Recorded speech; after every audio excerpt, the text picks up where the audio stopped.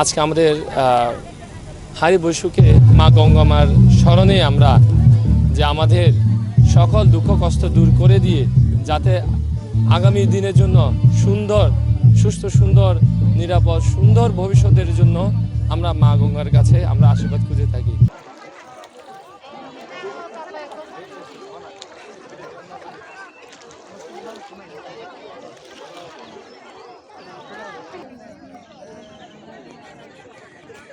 প্রতি বছরের ন্যায় এবারেও আমরা বিজু চাংরাই বৈশুক উদযাপন কমিটি কর্তৃক 3 পার্বত্য জেলায় আমাদের বিজু চাংরাই বৈশুক বিহু উদযাপন করতেছি। তো এবারে আজকে থেকে আমাদের ফুল বিজু শুরু।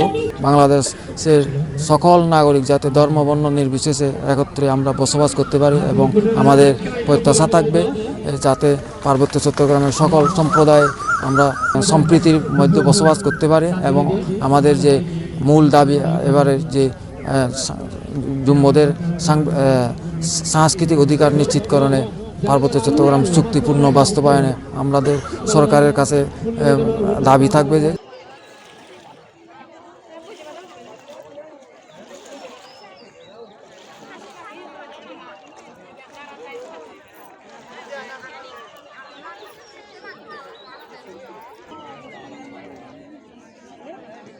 পার্বত্য চট্টগ্রামে তো 11টা ক্ষুদ্র জাতিসত্তার বসবাস, সবগুলোকে নিয়ে শব্দ চয়ন করা হয়েছে বৈশাখী, যাতে করে নিয়ে এই 11টা ক্ষুদ্র জাতিসত্তার মধ্যে একটা অভিন্নতা একটা ঐক্যতান যেন আসে।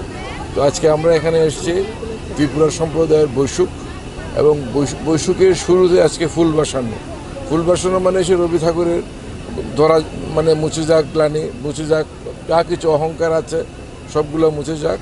আমরা যেন আগামী বছর যেন ভালো থাকি, আগামী বছর শান্তিতে থাকি, আগামী বছর যেন সারা বিশ্বের মানুষের জন্য কল্যাণ কামনা করে নিয়ে আমরা ফুল বাসাই।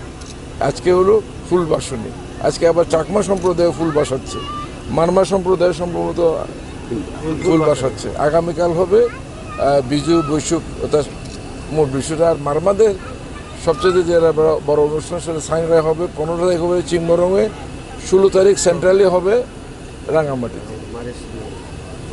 আমি এই বৈশাখী এবং আজকে যেহেতু আমরা এখানে আছি বৈশুকের শুভেচ্ছা সকলকে জানাচ্ছি।